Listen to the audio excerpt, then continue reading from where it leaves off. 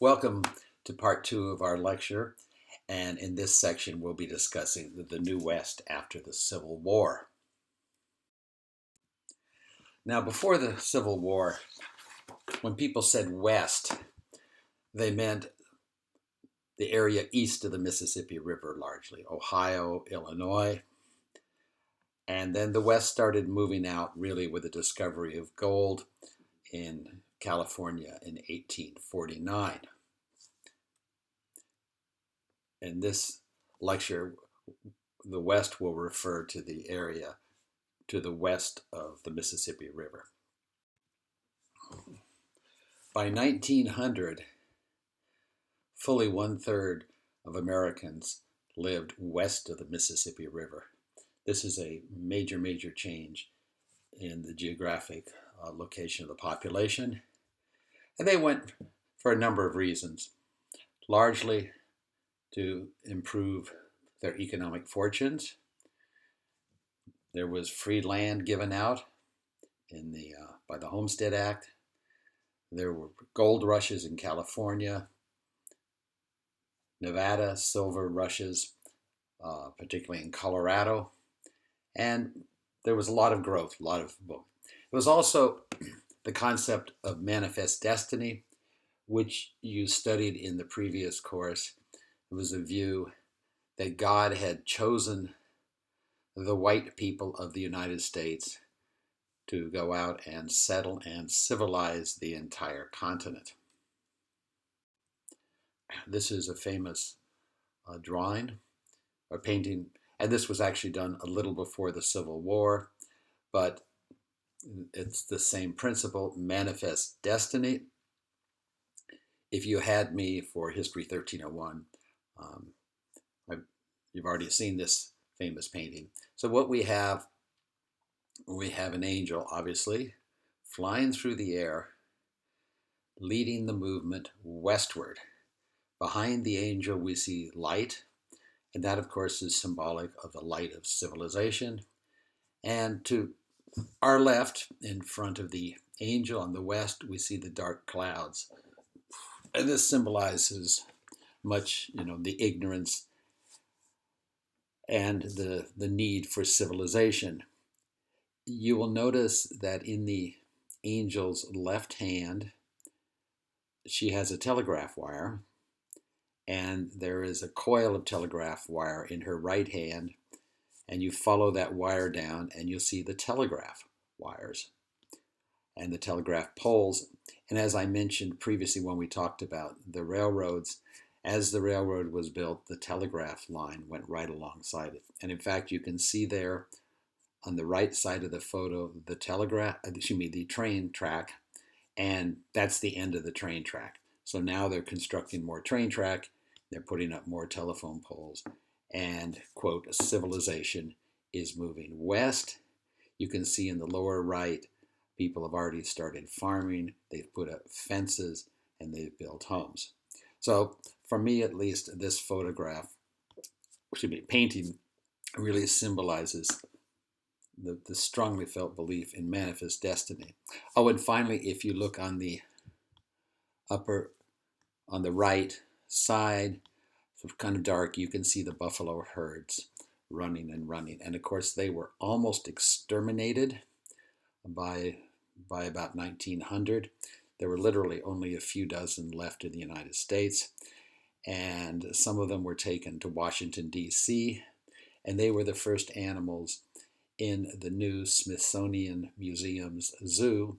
And that zoo was very small, and actually it was on what's now the mall, about a quarter of a mile from the White House. And those few buffalo they took there reproduced, and then they started restocking the plains.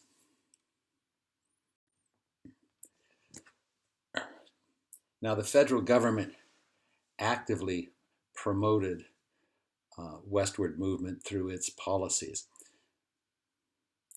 4 transcontinental railroads were constructed.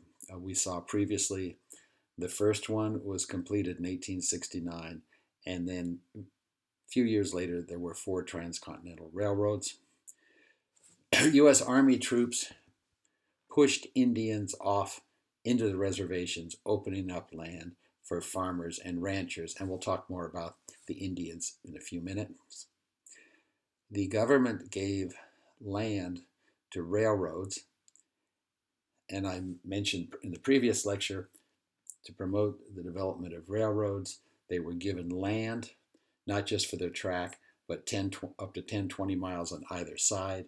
The railroads were free to sell that land and use the money to construct the railroad track, purchase the railroad engines and cars and whatnot. They also had homesteaders. This was, remember, the government owned all the land east of the Mississippi. And so it would take large areas of land, huge areas of land, and they'd announce on a certain date at a certain time in the morning, everybody would line up. Someone would shoot a gun, and they'd all run off, and they'd get their land for farming, typically 160 acres, sometimes more, sometimes less.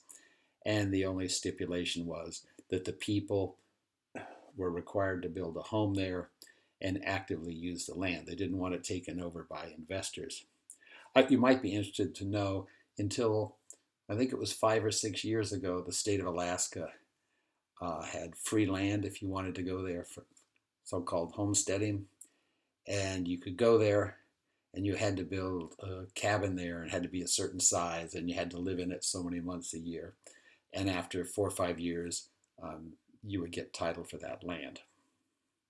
Now, with the great increase in the railroads, the Oregon Trail, which was used by the adventuresome people who went in horse-drawn carts, that really declined because it was much faster, safer, and quicker to go on a railroad. The railroad companies actually advertised throughout Europe, encouraging people to come to the United States. There was a shortage of workers in the United States, and in both the factories, which we'll talk about a little later in the course, but on the farmlands, there was so much land in the United States, and the railroad companies, obviously, it was in their economic interest to have more people use the railroads. So once they built the railroads, they wanted farmers to come, and those farmers would obviously use the railroads to transport their agricultural products and to buy products from stores like Sears, Roebuck, or whatever. And so they even put ads in the Czech language, which is the next slide. And so this is in Nebraska, state of Nebraska, lands. Now, I question whether people in what was then, it wasn't Czechoslovakia then, but the area that's now the Czech Republic, if they could read the English. But you see there, and look on the left, you have the start, the second year, third year, fourth year, fifth year. You know, by the fourth or fifth year, you have nice little houses and roads. And by the sixth year, you have just a perfect little town. And there are many, many, many very poor people in Europe. And to have this much land was an absolute dream for them.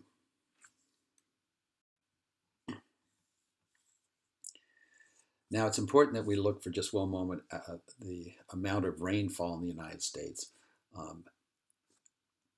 It has long determined where the agriculture is, and still is a major factor today. The the blue line running north-south, sort of in the center of the United States, is the 20-inch rainfall line. To the west of that, there is generally less than 20 inches of rain all through the Great Plains and Rocky Mountains. Only when you reach the coastal range in the states of California, Oregon, and Washington, that area with extensive rain, can you really have agriculture. To the east of the 20-inch rainfall line, we have the light green areas, which get approximately 20 to 40 inches of rain in an average year. And the darker green gets 40 to 60 inches. And of course, the purple gets even more down the Gulf of Mexico. And you can see the crops there, and you can see where Houston is. It's always fairly easy to glance to find Houston because you look along the Texas coast there, and you can see Houston Harbor. And right above that says sheep and then cotton. And you look all along the south there, cotton. We will look at this extensively. This is the so-called cotton belt that really, well, we saw it, in the previous course. This is the cotton belt where they had extensive slavery. But even continuing after slavery, this period of time, there was extensive cultivation of cotton in that area. I mentioned in the last lecture how agriculture was viewed as an industry, and there were many, many scientific and technological advancements. And the result, it was possible to farm land with little rainfall that had not been farmland before. And this is thanks to irrigation pumps. Some small farmers prospered, they became very wealthy, but most were in debt, and many, many of them ended up selling their lands, and people moved to the cities, or if they stayed on the land, there simply was not enough work for their children, and so many of their children, particularly the boys, would go off to the cities. This was really a blow to Thomas Jefferson's, remember his dream that there'd be a country of smaller yeoman farmers, because particularly with the expense of technology, purchasing steam engines, tractors, whatever, small farmers couldn't afford it, and so many sold out to other farmers, and so you started to have much more of an industry of agriculture. This is a early 19th century combine, and this could cut the wheat, thresh it, bag it, and even weigh it all at the same time. And here you see it is pulled by about 8 or 9 horses, and later, of course, it would be pulled by a steam-powered tractor. The United States prided itself on its agricultural productivity, and in 1878, this company is advertising the fact that they were able to have, with their machinery, the world record amount of wheat harvested in one single day. And if you look at the center of the slide, you can see while they're still using horses for transportation, that the machinery is generally now steam powered.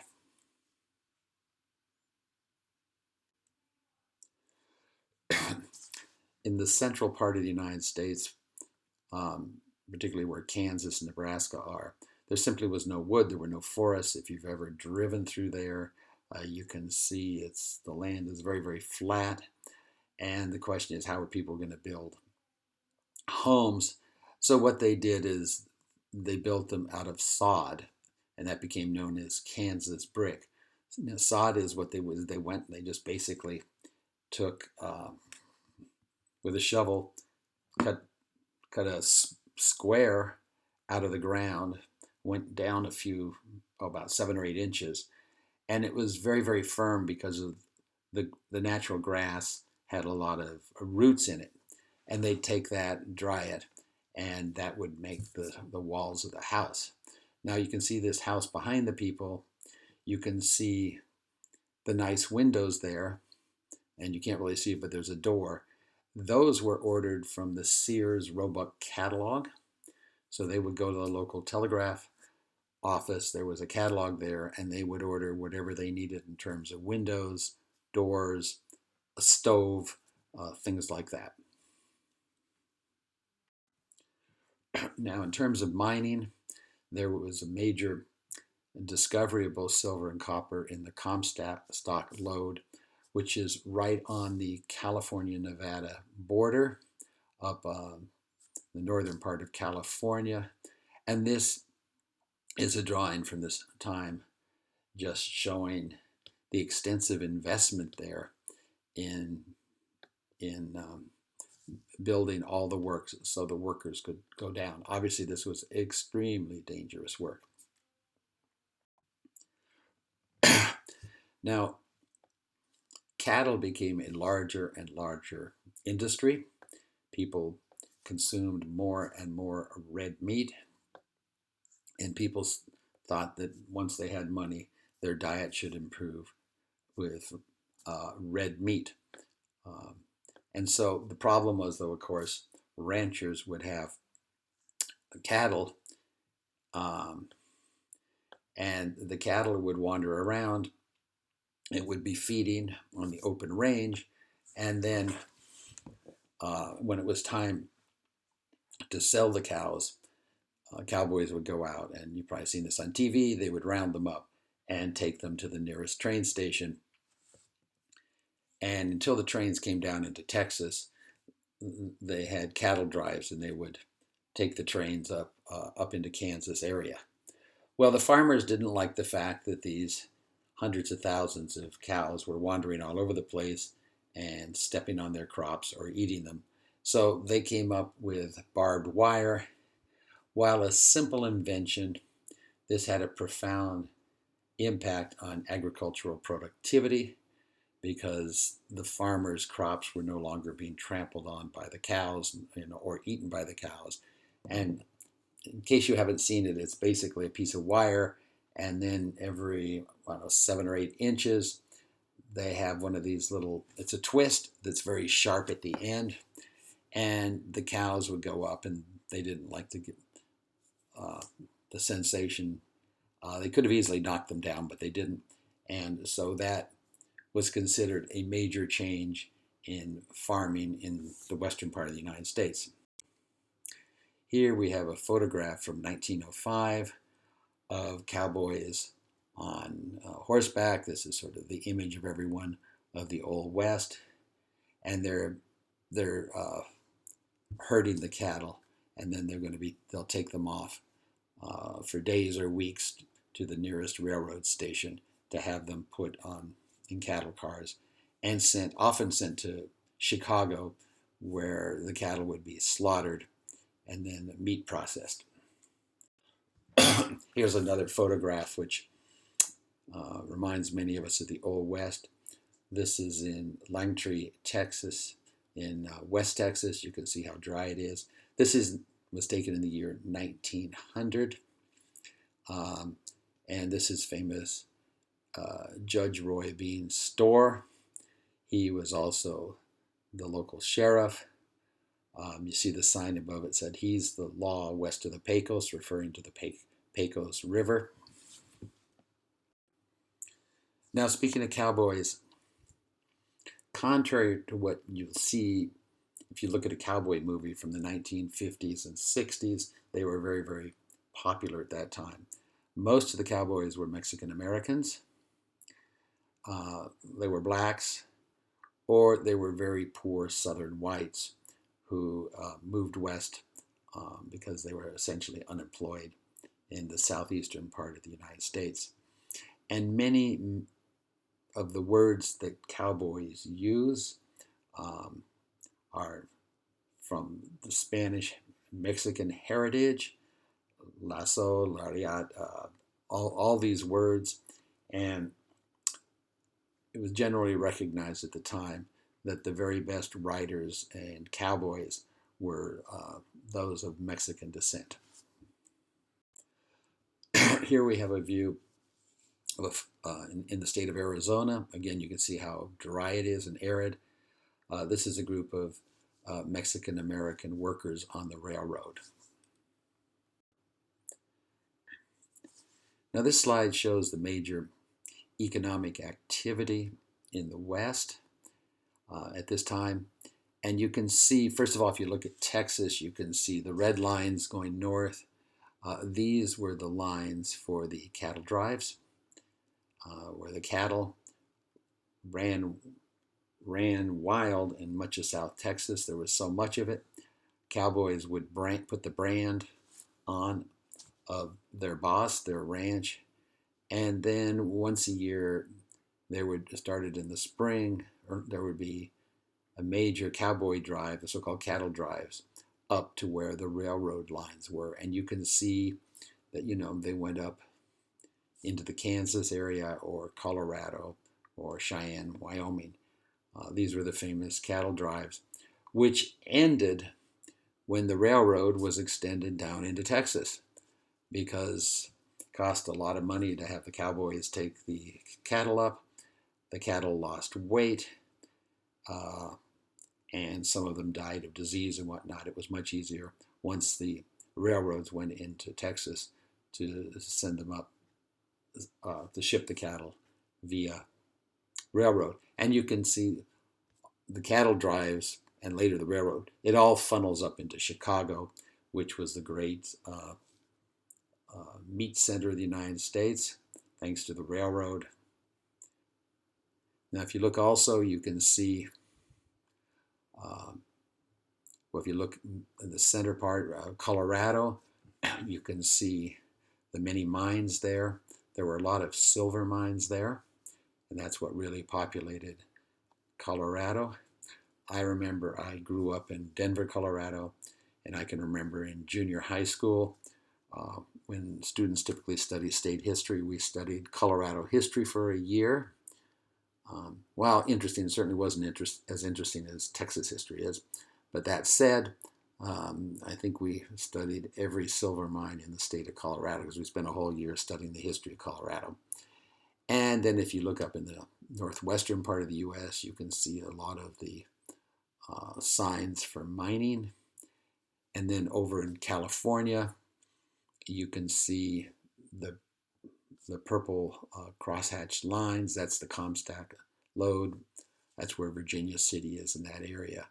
And that was a lot of gold and silver.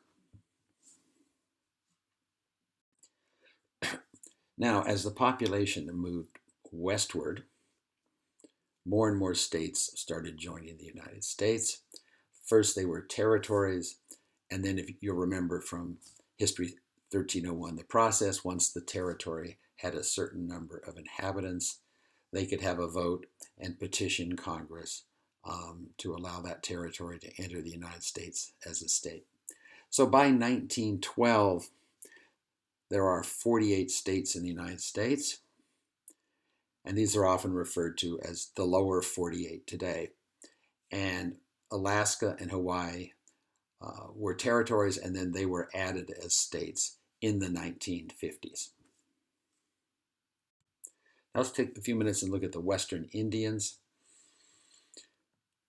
In 1851, the U.S. government had signed the Fort Laramie Treaty, which guaranteed Indians who were living in the eastern part of the U.S., the east of the Mississippi River, that if they went west of the Mississippi River, they could have their lands forever. And because west of the Mississippi River was considered the, quote, Great American Desert. You might be saying, what? Well, the reason is explorers had gone out, gone in places like Nebraska and Kansas, and there was tall, natural, it wasn't a desert like sand, there was tall, wild grass. Most of it was 7 to 8 feet tall. And it was viewed as like crossing the desert because people went through there on their way to California for the gold rush or Oregon for the fertile land or whatever. In addition, and of great importance, was the fact the ground was so hard that the plows they were using were not strong enough to cut through the dirt. And it was only in the 1870s and 1880s, that factories started producing plows made of steel. And steel is a much stronger metal than iron. The previous ones have been made of iron.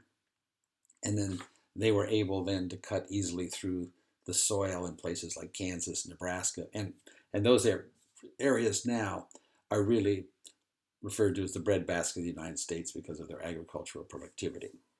Back to the Indians. So the Indians,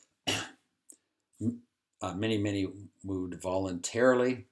Quote, voluntarily, I mean, they were pressured to move west of the Mississippi, and they were guaranteed that land. And as you saw in the previous course, in the 1830s, the Cherokees and other tribes in the southeastern part of the United States were forced by the U.S. Army to move west of the Mississippi. And the Indians in the Fort Laramie Treaty were guaranteed the land, quote, for as long as the waters run and the grass shall grow.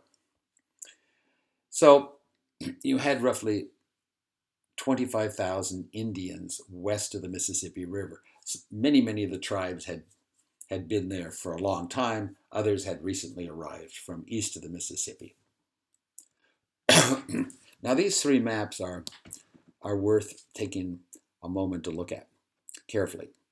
The upper left-hand corner, we see 1850. The area in white, in other words, the eastern part of the United States, all that land was transferred by treaty from Indians to whites, okay, voluntarily or otherwise. And the area in black was held by Indians. The Indians had legal treaties because they were independent nations with the government of the United States to have those lands forever. Well, that changed quickly. Let's see, 1865 is the next map in the upper right-hand corner there, where you can see what happened. In 1849, there was a gold rush. A lot of people moved to California, realized there was not only gold, most people didn't find gold, but there was a nice climate, good, particularly excellent farming in many areas of California, and California had become an independent state. And you see Washington, Oregon up there in the northwestern part of the United States are excellent for farming. So the Indians were sort of pushed out of land that they had been promised essentially forever. You can see the area of Utah where there was agriculture. And you can, of course, see sort of Colorado and Kansas, that whole central area. So from 1850 to 1865, that's only 15 years. The Indians lost a good chunk of the land that they had been promised forever. Now let's fast forward to 1880, which is the map in the lower left-hand corner. This is 15 years after 1865, not very long. And you can see now the Indians have hardly any land. And the land they have is they have some in the Oklahoma Territory, which was, as you recall from the first course, that was Indian Territory. And there was a large Indian reservation there now, of the Osage. And down in southwest United States, sort of Arizona, New Mexico area. This is very arid land. There's no agriculture there, part of Arizona, yeah. So they were basically pushed off to land that the whites didn't want to farm.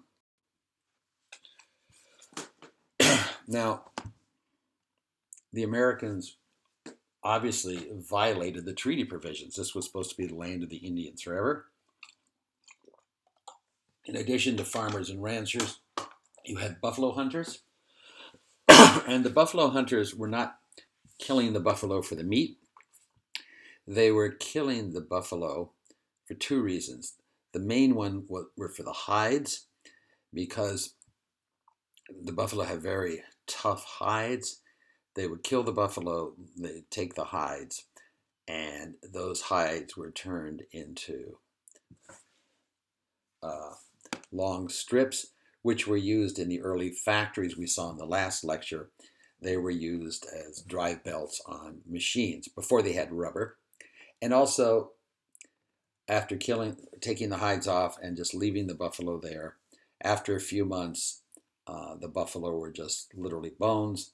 They would take the bones were crushed, and the bones were crushed because of the chemical composition, and they were used in uh, early chemical industry in the eastern part of the United States. We had miners, we already looked at. We had the railroads coming, they needed land.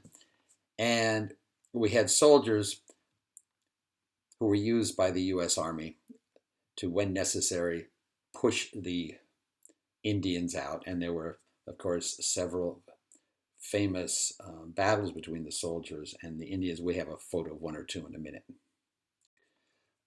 Now, their lifelong treaties having been violated within just a few decades, the Indians were forced onto reservations. And those who refused to move voluntarily were attacked by the U.S. Army and forced to move. Excuse me. Now, these are the Indian reservations in 1890. You can see Indian territory in this, what's now Oklahoma. When Oklahoma became a state, the Indians were given a reservation. There are a couple reservations there, the Osage. And I often have students from Oklahoma who tell me that some or all of their relatives are Indians because the high percentage of population of Oklahoma is still of Indian descent. You can see over in New Mexico, Arizona area, they were territories at the time of this map, but they soon became states. Up in South Dakota and North Dakota, there are fewer reservations than this right now, but you can see they're not generally in areas that are any good for agriculture or mining. You can also see on this map several of the significant military actions that took place against the Indians. You had the Battle of Little Bighorn up in Montana, and the famous Black Hills, Wounded Knee Battle in South Dakota. But there were many, many, many. And the U.S. Army was, I think it's fair to say, ruthless. When the Indians didn't want to move, they would move in, guns ablaze, and they would kill not just men, but in many cases women and children. This is a depiction of the Battle of Little Bighorn in 1876. This was actually painted by an artist from the Sioux tribe.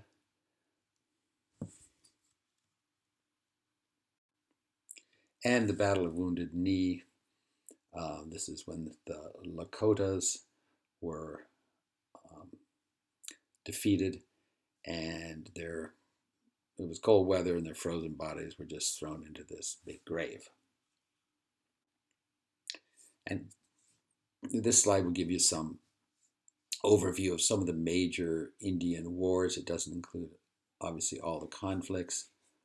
It's interesting, you look where current day Oklahoma is. You can see in green the 5 civilized tribes. Those, of course, were the, quote, civilized tribes that had been forced out of the southeastern part of the United States in the 1830s, because the Cherokee removal was not just the Cherokee, but it applied to some other tribes as well, such as the Creek.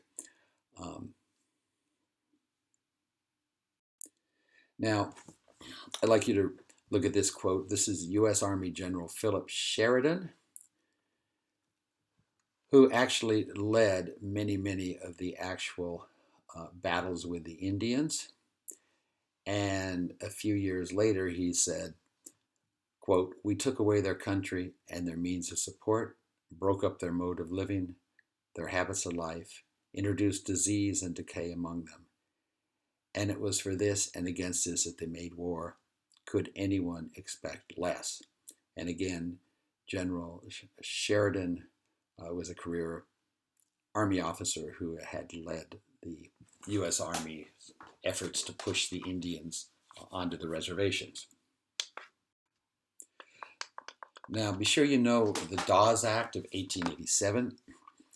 This was passed by Congress, and the goal was to bring the Indians into, quote, mainline, quote, American culture, to Americanize them, and to assimilate them into the white Christian culture, and to have them move them to reservations, no longer hunt, give up their tribes holding land in common, become American in the sense that would be given title to land and become farmers.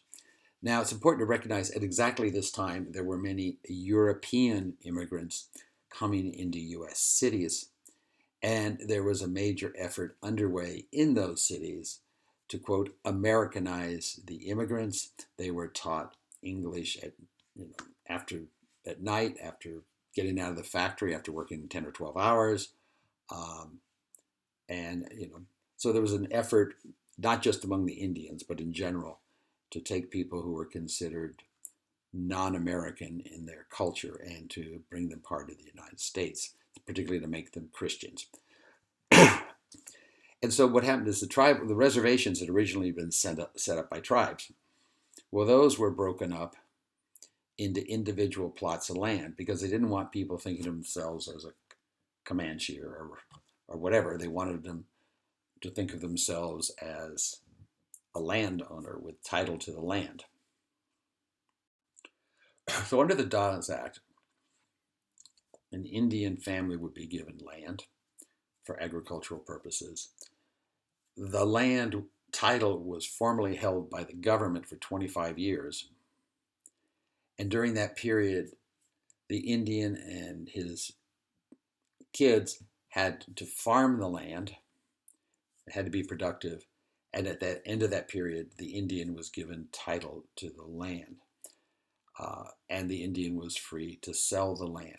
Now, when you buy a house today, if you get a mortgage, a loan from a bank or other financial institution, the title of your house, it's not your house. The title is actually held by the bank till you pay off your loan or mortgage.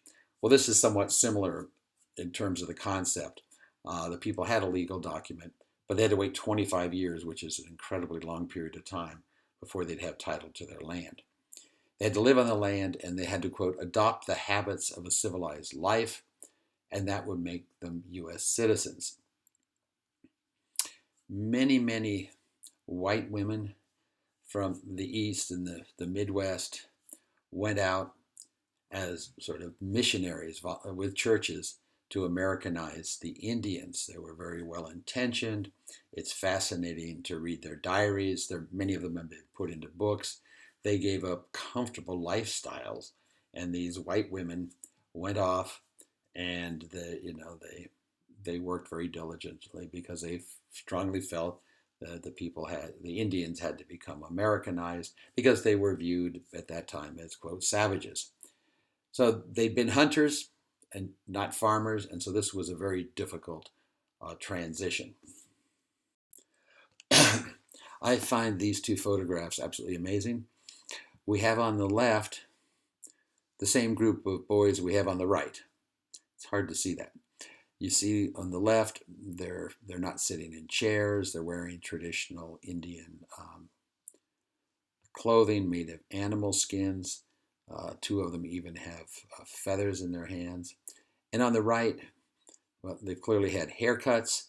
They've been dressed the way they felt Americans should dress. They're sitting in chairs. And by the way, the boy sitting down on the left, right above his head, that's part of the wallpaper behind. He doesn't have something sticking out, feathers sticking out from his head. So, but Americans would see this. This was distributed in the white churches in the East and Midwest.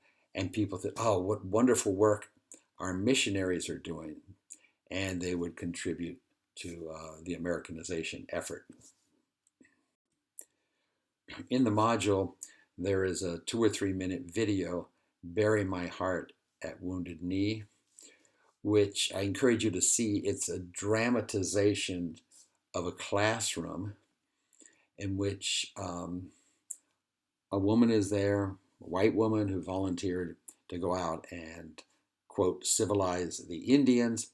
And it sort of shows how she's forcing the Indians to choose Christian names. They had to give up their Indian names, and they had to choose Christian names, which meant the name of a saint. And you can see one of the male students is just thinking about, for him, the good old days, riding his horse and hunting deer or buffalo. So that video is about 2 or 3 minutes long, and it's in the module. Well, let's zoom forward to today. Let's go.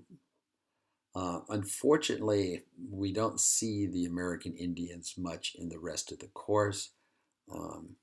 If you look at current events today or last 20, 30 years, you seldom hear about American Indians. There are approximately 3 million people in the United States who identify as Indian or indigenous. They call themselves, by the way, Indians. That is not an insult for them. They often say they're Indians, and the vast majority of them live in the West. Most of them live in large cities such as Los Angeles or cities in Arizona. Now, U.S. Indians only became United States citizens in 1924. Why?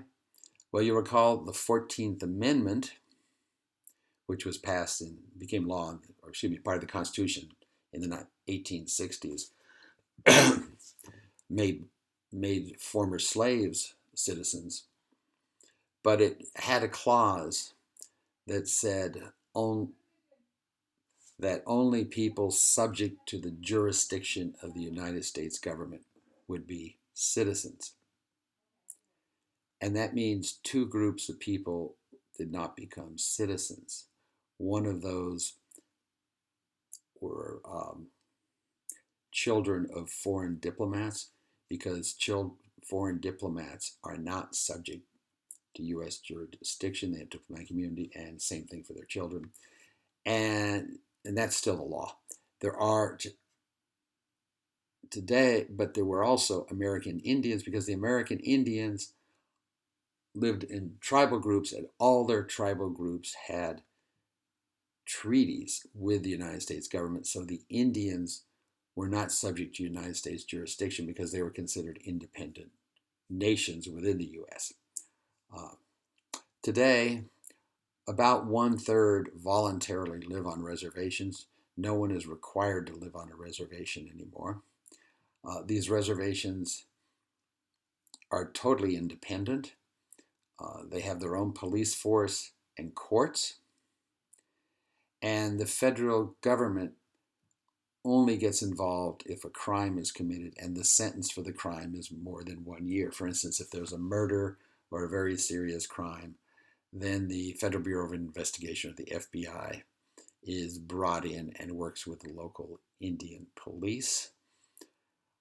A few reservations were very fortunate, and 40, 50 years ago, they found large oil deposits under the land they'd been given. And of course, the Indians have been given like the worst land for farming because the whites didn't want it, but they were given this land before anyone had done any oil exploration. And in a few cases, the Indians living in those reservations became very wealthy. Or there were 1 or 2 cases where they found uranium under their reservation, and they became very wealthy. But these are just a few cases. Now, wherever there are reservations in states that do not allow gambling, these reservations often have casinos and allow gambling, and they make a lot of money doing that because the reservations are not subject to state law.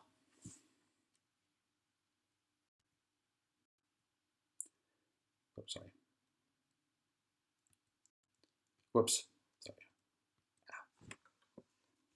Let me go back one.